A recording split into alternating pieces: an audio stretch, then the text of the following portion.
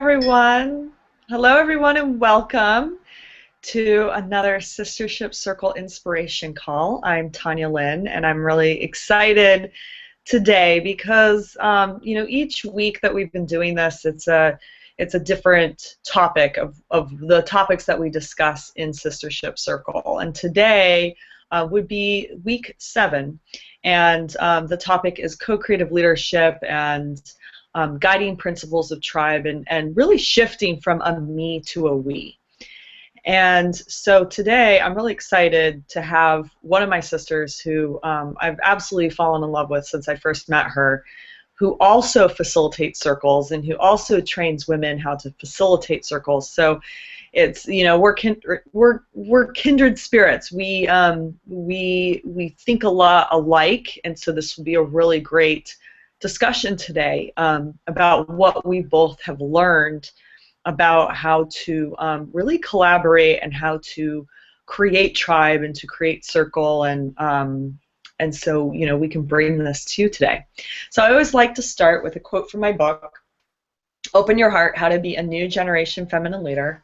And so this is chapter 7, and I start chapter 7, which is Guiding Principles of Tribe, with this little manifesto on co-creative leadership. So I'm going to skip through it to the last 2 paragraphs, and so I write, in my flow, I meet others to collaborate and co-create with in the world. I recognize their divinity, their enoughness, their uniqueness as a mirror of my own. I am you and you are me. There is no separation between us. We have our unique experiences, gifts, talents, circumstances, backgrounds, and in that diversity, we find that meeting point, that mirror, that reflection, the interconnectedness between us and all things. From that place, I bring my strength and you bring your strength. We are each a spoke in the wheel of life. We each make the wheel turn and move forward. We ask others to join in their unique brilliance as other spokes in the wheel, and together we create a community, each bringing his or her strength. Each of us realizing we are enough and we don't need to overcompensate for our weaknesses or our lack, because it is all there in abundance in our strengths. We have plenty, we have enough, we are enough. Mother Earth provides, the universe provides. We come from this place of abundance and co-creative leadership. So that's what we're going to be talking about today, is this interconnectedness. And so many people have, there's like this, how do we actually come together in tribe? How do we actually come together as a community? There's a lot of talk about this new paradigm, and then there's that feeling of separation, there's that feeling of disconnect, and and then there's fighting that happens when people come together in community. And how do we really actually collaborate? How do we actually really see each other for our strengths? And so that's really where I want to go today. So let me introduce Miss Sora No, who is just a world traveler and has been empowering women in circles and teaching women how to lead circles. And she's just such an amazing woman. So I'm excited for you to meet her and for us to have this conversation today. So welcome, Sora. Thank you. I'm so excited to be here, and what a beautiful words from your chapter. Beautiful. Thank you for sharing that. That's really special. Thanks. Yeah, so let's start with just giving people context of who you are and really where you're coming from, and how you got into the work that you do, so that everyone can see. It's the story is always so powerful of how did we get to doing what we are doing today, and how did you fall into this work of leading circles and teaching women how to lead circles. Totally. And that, I think, is the key word, is I fell into it. And so the first thing that I fell into was feeling quite alone about not having a community of women that surrounded me. And I had women friends, but I knew that there was more. And I knew part of that had to first be my own healing journeys around what were some of my own internal emotional wounds that had happened from a very early on age, much of it having to do with other female interactions.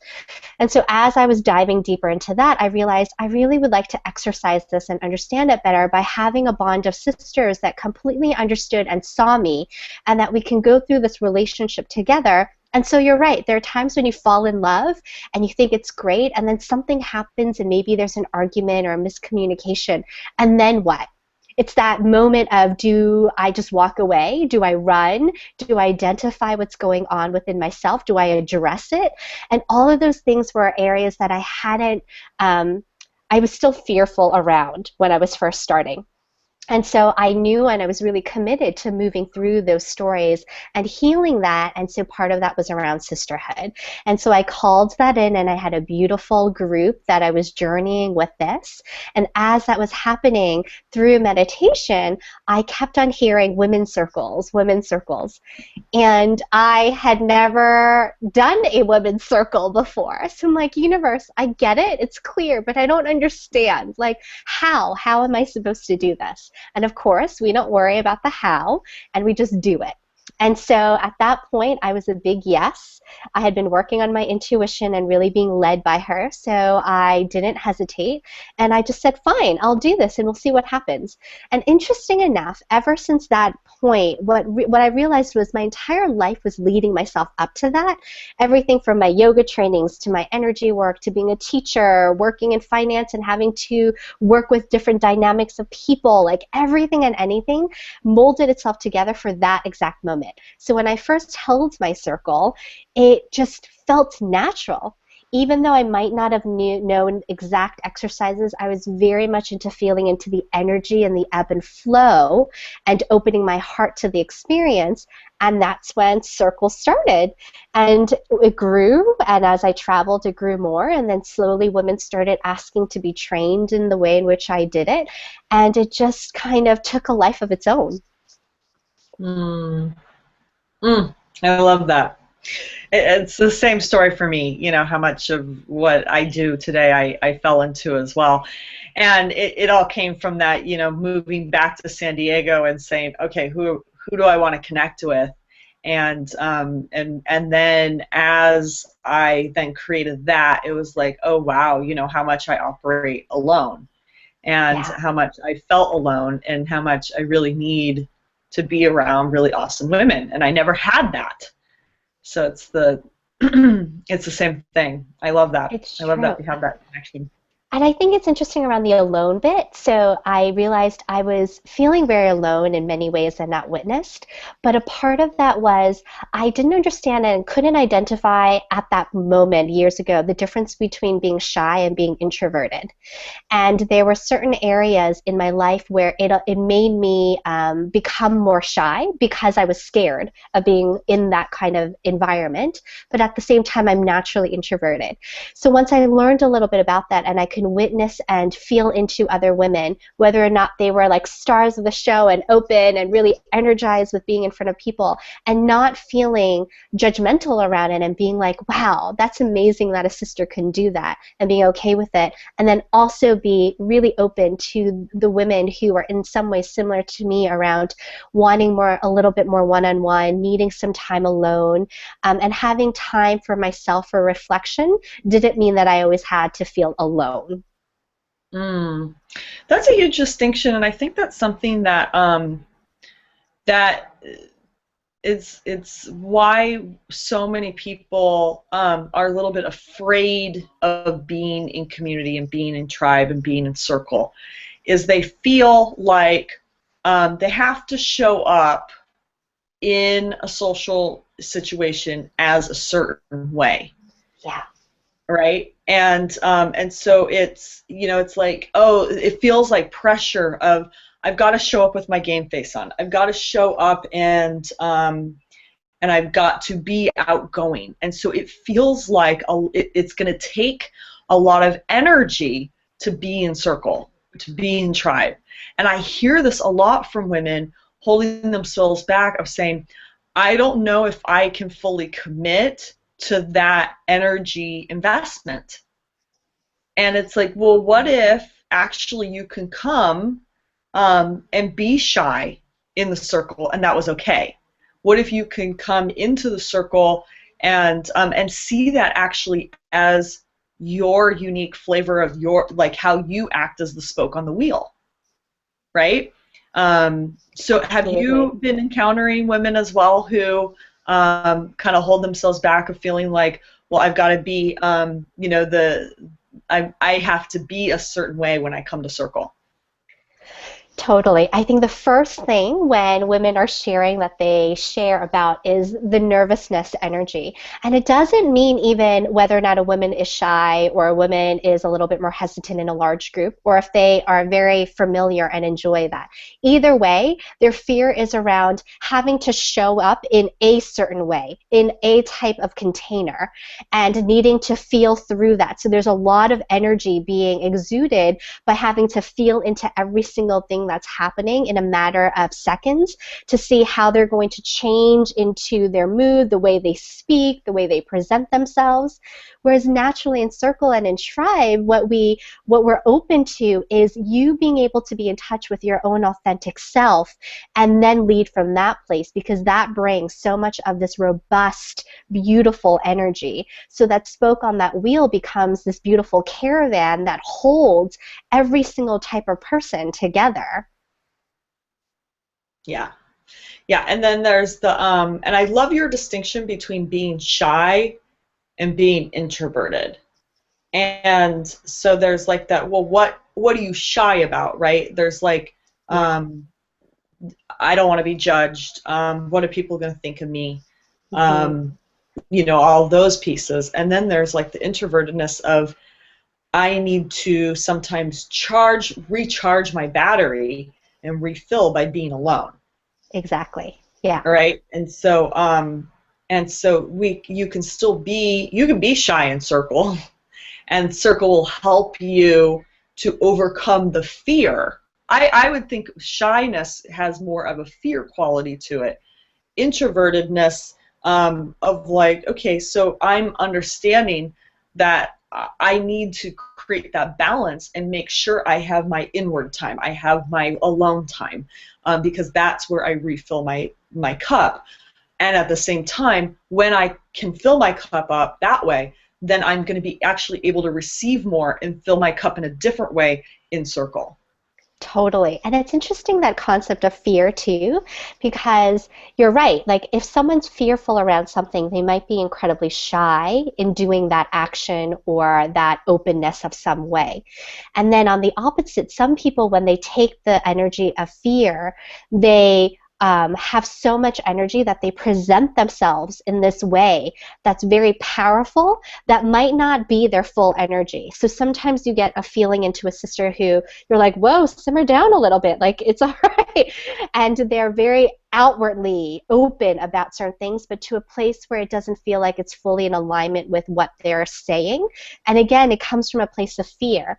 So if we can have these candid discussions around what this looks like and what our innate way of being and how we've kind of use our different circuits to make this way of acting in certain ways or reacting in a way, and have that open conversation, it's easier for us to be able to identify it, still love and accept the person who's in front of us, and then move through it so that the circle feels, again, and the tribe feels like there isn't this staticness or this tension, but instead that it's ebbing and flowing with us knowing that we're all humans and we all have these emotions that sometimes get a hold of us, and we just need to work through it. Hmm. So I think that brings us to a good point of what I want to discuss, around what are some of the challenges around tribe. Yeah. Um, and there's that judgment piece, right? But what else have you seen, of some of the challenges that people face or a tribe faces when they Totally. are together? Yeah. So I think before even the tribe is created, part of what I see as a challenge is this mindset of I'm never going to find my tribe. that no matter how much I look, I'm not going to find this group of people that I will be open with and be loved and receive and give that love in exchange. And I think that's not true. I think if we open our hearts and we're really clear around what we're calling in, that the tribe is already there in front of us. And it's just that shift in that mindset. And then within the tribe, knowing it's not perfect. What your idea around the perfectness of a tribe and that it's going to be seamless is not true either. Just like the way our dynamics work with our family still happens in our soul family.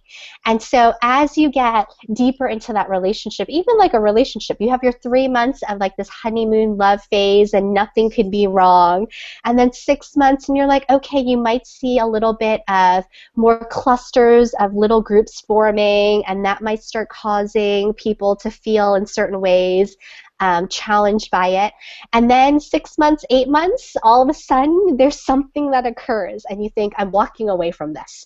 This is not right. Like, this is why I didn't want to be in a tribe or a community. And that's the pivotal moment where you step up and you explain what's causing you to feel like this, because something is being triggered within you, right? And if we can all hold that and have this beautiful way of listening, not internalizing what someone is saying about, let's say, our actions of what they're viewing, and then us being able to come to a place of compassion around that and work through it openly, and it's a work in progress constantly, then I think we just evolve even more and more. So the same way that I feel people are doing it in relationships and loving relationships and partnership, it could be done in a group more than just of 2 or 3. It could be done in a group of 10 and 20. And right now it feels like there's a lot of conversation around that and how to have those conversations. And then the same part moving more into the relationship is not only how do you identify that cluster of a group and work through that, but then how do you collaborate? How do you have both feet in and then work together to do something even better for the community? And then that in itself has a lot of things that comes up too, right? But that's like, I think, the next evolution of Circle and where it can continue going. I love that. And I think you hit on the key word there, which is trigger. And we are in this idea of like, I'm looking for my tribe, which is this perfect version of myself. Yes. Right? I want to be around these high vibration people who we never fight, and they always inspire me every time, and that's like this ideal, right, of like even ourselves. And so I always look at tribe as the mirror, and that word trigger of when you're in a group of people, you're bound to get triggered by something because you have these expectations and this ideal, right? Totally. And so what I have found from my own journey is at the beginning, everything that needed to be healed for myself came up. So the women were reflecting my past relationships with women. And I didn't understand this, and all I wanted to do was run away from it, right? Because I was like, I don't want to be around these people. So exactly what you're talking about, of like, peace out, you know, like this isn't my tribe, and that pivotal piece you said is when you can get, oh no, there's something for me to look at here within myself, which is exactly what you said, right? It's like, okay, so what's unresolved within me, and what's my limited belief or my conversation that I carried into with tribe, and now that's surfacing and coming up so that I can heal it. And I can accept everyone, right? As much as start to accept all these aspects of myself. That for me has been my journey with tribe, and so we have to lean into the conflict. Oh my goodness, that's such a beautiful way of thinking about it, leaning into the conflict, right? Not bringing your sword and your shield, but really just letting that go, open palms, and being like, what am I to learn from this? And it's interesting because the first thing for me around the trigger triggers were exactly like what you were saying, Tanya, which was what were those wounds with other women prior to it that was coming up a lot. And then more recently, because I'm still triggered, I'm not perfect, it still happens and I identify it. And now it comes up a lot more of my own inner struggles within myself. What are the areas where I feel unworthy that comes up when I see another woman? What are the areas that my ego is telling me that I'm not good enough, or I'm not lovable, or I'm not this or that, and therefore I can't be part of this amazing group that shows up? And it's such a beautiful experience, one, to recognize it and put a name to it, and then to share. So I'm like, hey, sister, so I'm getting this feeling that you're doing so well and you're really growing, and I feel like I'm just not growing in that way, and I could hear my voice just bashing me down around it. And thank you for listening and hearing that. And it just is such a beautiful experience to be able to continue diving deeper and deeper and unpeeling those layers within myself. Yeah, and it's that there's the vulnerability piece, right? If Yeah. you can say, this is what's up for me, this is how I'm feeling, versus a projection of you did this, or you're not showing up for me X way, or you're, there's that blaming and projection. But I think one of the keys to actually creating tribe, and one of the guiding principles, is to really take responsibility for, this is my experience. And not of, and so some people get mixed up here and say, well, this is my experience that you're doing X to me. Right. And that's how I feel, is, and it's like, no, that's that's not how it works. Your experience is that you have something coming up, and that's your stuff, and this person's just mirroring it for you. So I like to say, don't shoot the messenger. Totally. Because the women in your tribe are just messengers. They're delivering you a message about yourself. And sometimes when we're not listening throughout the years, our messenger is very loud and clear in front of us. You can no longer shy away from what it is that you are here to learn from it. Oh, yeah. Have you had that happen? Do you have any story around Absolutely. I think it happens in every single encounter in some way or another, whether it's really small or not, but definitely right now, as I continue to work with certain groups of women on a longer term basis, because it still feels relatively new. So even 3 years down the line right now, there's still this newness to it, and it just dives even deeper. So who knows what will happen even 5 years down the road, and I'm so committed to being with these women and continuing with the relationships and not walk away, not run away, which is my natural state of being, which is to run. Yeah, I think we all do, and I think we all want to run away from it. Yeah. It's like when we don't want to face something, we want to run away. And sometimes it's like, well, you could run away from this group, but guess what? It's going to show up in the next group. Absolutely. And that's like this whole idea of like, we're all part of one tribe.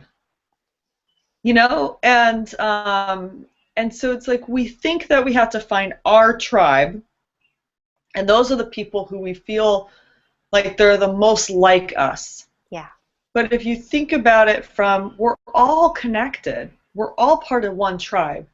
What would actually happen in the world if nations started to see that? Absolutely. Right? So like Palestine and Israel saw themselves as part of the same tribe. It would just be a different world, and that's what I think about. Like when I think about tribe, is that we have an opportunity on the microcosm to affect the macrocosm of the world, right? If we can, and our small communities start to see that interconnectedness between us, we can then ripple out and start affecting on a global level, where we can actually start collaborating, and we can start seeing each other as brothers and sisters versus enemies of different religions and yada yada. Mm-hmm. And if that meant And I agree. And so if we are one consciousness, and so the idea of tribe and community not having to be a specific circle of people that you know, then how amazing is it that you can walk out the door, go anywhere, including a coffee shop, turn around, look at someone straight in the eye, say hello, and have a deep conversation. Not a layer of an outer layer of how are you doing, where are you from, but more of a I'm feeling into this right now, and this amazing thing just happened right 2 seconds ago, and I just love to share. And if we can do that more and more on an ongoing basis and lift our head up, even just a gaze and a smile, and that makes an impact, and then our tribe continues to grow. I love that. I'm wondering, what was just coming up as we were, both of us were saying this, is what you said earlier about that next evolution of tribe is when we're working together for something greater than ourselves. Yeah. And I'm wondering, have you actually, with any of the circles that you've led, have you created a project together that benefits the larger community? Yeah, great question. With my women circles, I have not, but I have seen that a circle take their own project and have gone forward. So I've noticed a lot of conversation around abundance and how there is a shift in proclaiming and reclaiming this idea of we can be abundant. We can be abundant in the way in which we look at life, but we can also be abundant with honoring green energy and having money. And that by having that, we can then go off and do more. And at the same time, the conversation has been, how do we do that and also help those that aren't there yet? And we still have so many gifts to offer. And so I've seen women band together to work on opening their spaces and using their gifts, whether it's healing or yoga teaching or whatever it is, to do more donation-based or community service together in collaboration, and then collaborate together to bring in more of that financial abundance by having workshops together that's paid. And so there's this beautiful swing of pendulum that's happening, but doing it without just a solo individual, but instead together. And I feel like I'm noticing myself doing the same with friends that I have as well. Oh, have you noticed anything with your circles? Well, I've had a couple circles where we had that intention of what's the collective project we can work on. Yeah. And it was, for some reason, we never actually got there. And I'm kind of thinking about this of like, well, what got in the way, right? And a lot of it was, number one, deciding on what we want to do. What would be that project that we all felt in agreement with and in alignment with. And then there was something that always felt like it was a distraction from what our personal goals that we wanted to achieve. So it's almost like this, I want to stay focused on my work, and so circle is that support for me as I step more into my power with my work. So there was this, it almost had a burden feel on it. Yeah. And it's something that I'm still interested in, is it that is what creates the circle in the first place, is this is the project we're working on, but there's something so powerful about the group saying, no, this is, co-creating together what that's going to look like. Yeah. I think it's interesting, right, because a project, the way in which you can collaborate and be of service, firstly being service of us individually, makes the greatest impact. So I totally get that part. Like coming into circle being like, I need to work on me and replenish me and then go out in the world to do what it is that I'm doing. Completely agree. And so you're right, there is this interesting dynamic of, well, then what does being of service with collaboration as the next evolution of circle can look like? And I wonder for now, for me, what I've seen playing out a little bit and that I've played with is not as a collective. So not as in all 10 of us, for example, doing one thing and having one goal or mission. Maybe it's possibly one feeling that we're all working towards, that we are having this commonality and we're discussing. And then quite possibly it's breaking up into another partner or a triad and us going out and collaborating in a certain way.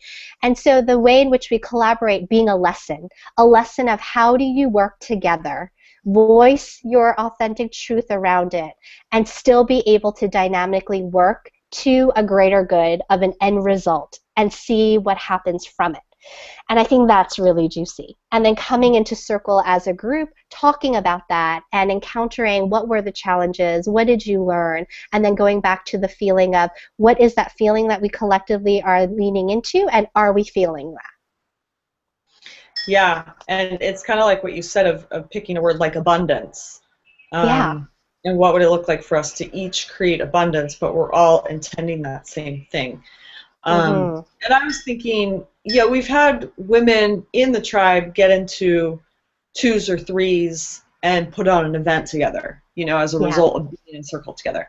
I'm also thinking that way back in 2010, I think it was, a woman came forward who had a nonprofit, and we all collectively did a fundraising challenge for her organization.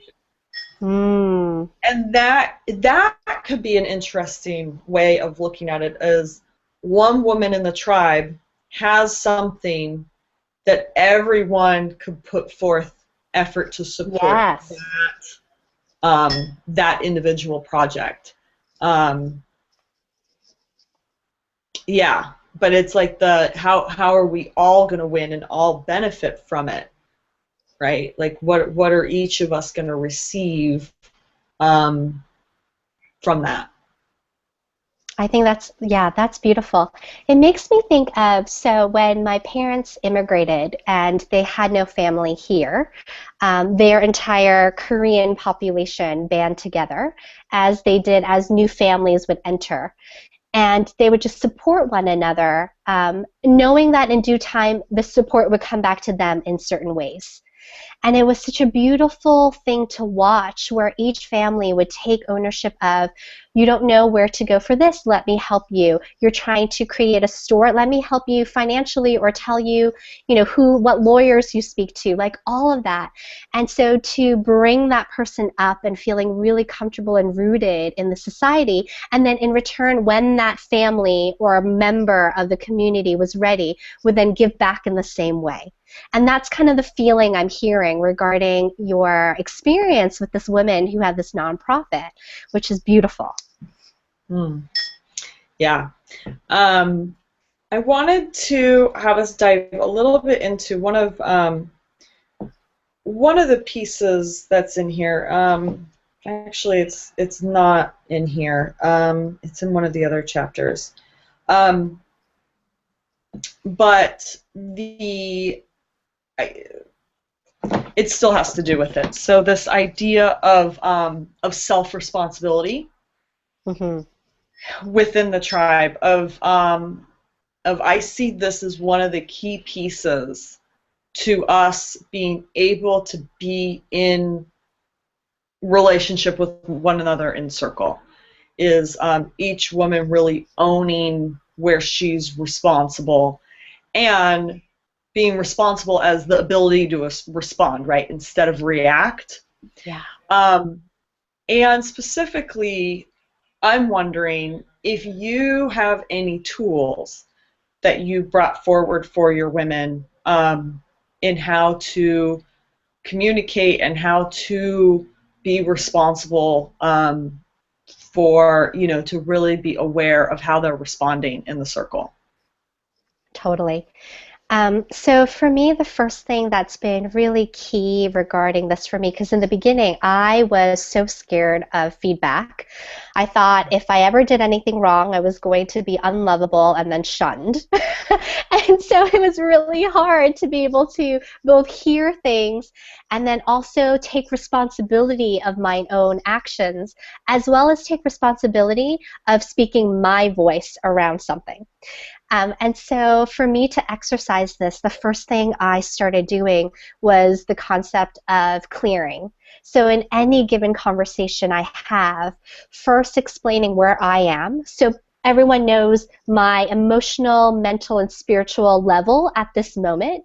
So to know I'm doing really well and I'm so energized and I had great sleep and it's all great, or I'm feeling really tender today.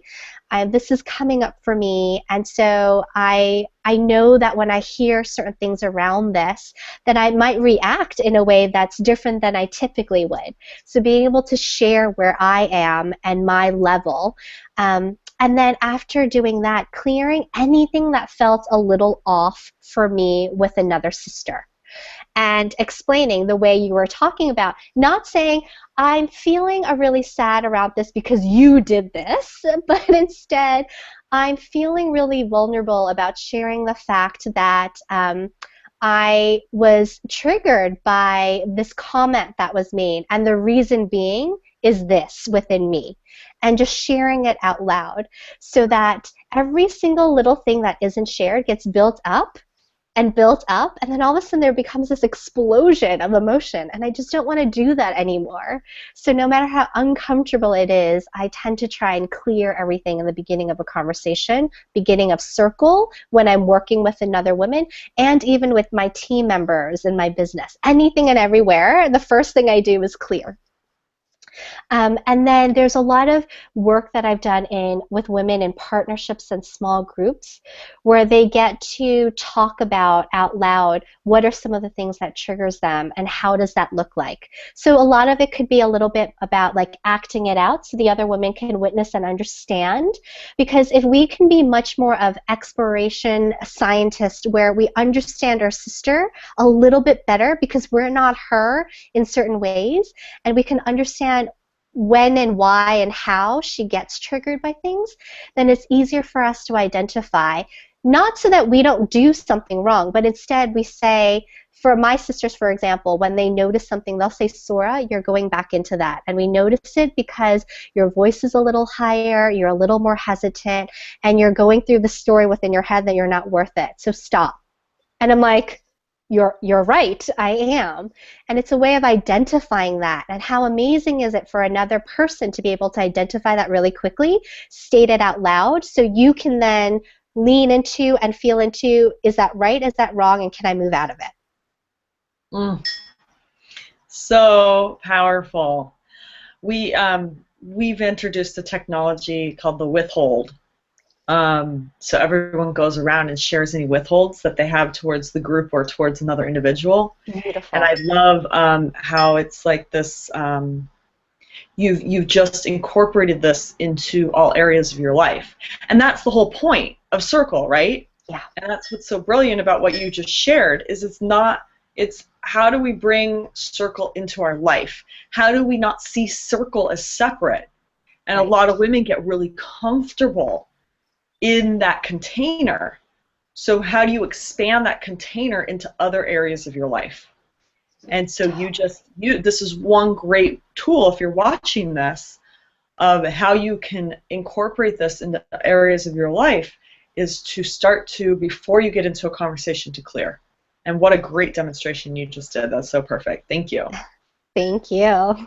And it's true, Circle, it is a sacred space, and it's the place of entry point for us to really dive deeper into this. But so many times we run away from life into Circle, thinking that's going to help. But instead, if Circle could be the entry point into life, and we bring everything of our knowledge of Circle to all aspects of our life, that idea of the consciousness and us being able to shift into a place of real alignment with the earth and Mother Earth around feeling robustly nurtured can continue happening more and more. I love that. So we're kind of coming up on time here. So I'm wondering, Yes. tell us if someone's watching this and wants to connect with you, how can they find you? Thank you. So you can go to my name, which is sorasuryano.com, SoraSuryano.com. And you can email me at info@sorasurya.no, and I'm more than happy to reach out and get on the phone with you and just see what's going on in life. I like taking a pulse as to what's happening with women around the world. Mm. And so you are you're leading. What's your schedule for 2015? Where are some of the places where you're going? Oh my Um, goodness. How exciting. So let's see. I am leading a retreat in Costa Rica where ooh, it has a facilitation training portion of it. So you get to be in circle and learn more about how to hold the space and then learn from beginning to end how to create a retreat. So that's exciting. And then I'm off to Canada and then Europe to lead some women's circle trainings. And then when I come back in the summer in July, I'm off to Peru to lead a workshop. I mean, a retreat. And so I'm really excited about that as well. where in Peru are you going? I'm going to Aran. Where's So it's that? about an hour away from Cusco, in between two other sacred mountains with a waterfall, and it's really a beautiful location. So I'm excited about that. Yeah, very exciting. And so, someone might be curious at this moment of how have you been, um, do you have the connections? Like, how are you able to start something in, say, Europe? Yeah. Yeah. So no, I have not, I didn't have that many connections, but I did reach out to people I knew and I learned how to ask.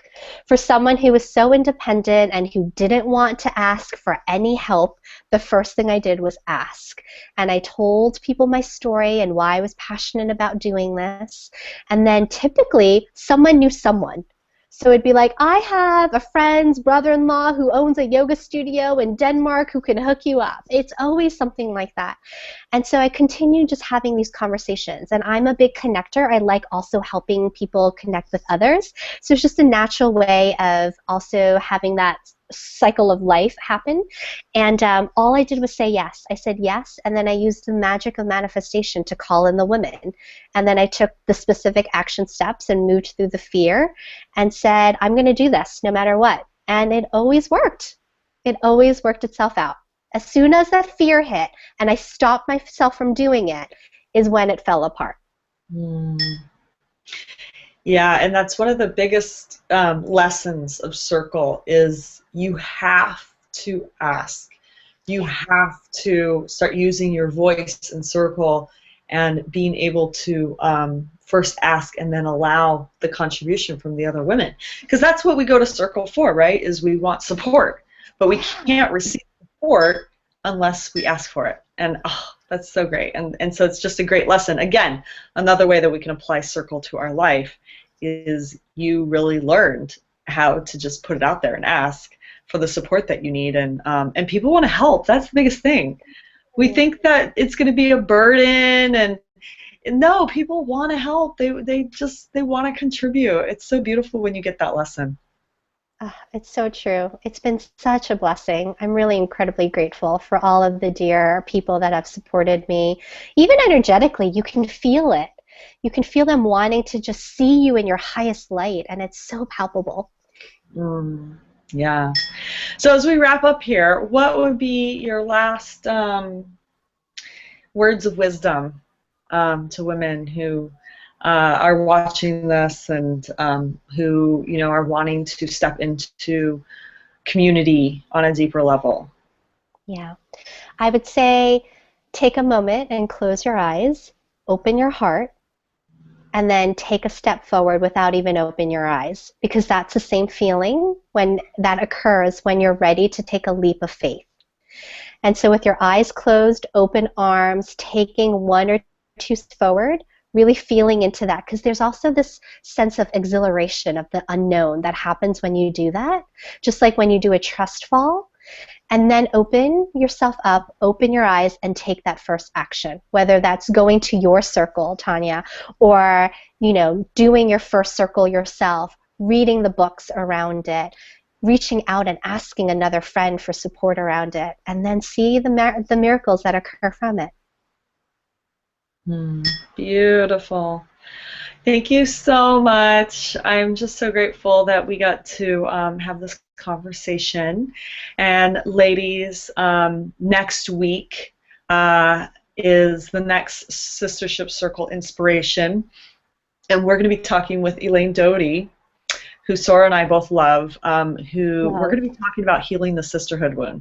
And actually, Sora and Joanne and Elaine and I had a conversation about this. So Elaine and I are going to go deeper into that. And so you can go to sistershipcircle.com/inspiration, and you can watch any of the preceding conversations that have happened. You can find Sora's recording there, as well as the upcoming schedule of amazing women and one man who will be interviewing for the next 5 weeks. So thank you, everyone, for joining us today. We hope that you leave with your heart open and feeling inspired and empowered to move forward as a woman in your life and to step more into your feminine leadership. I'll see you next week.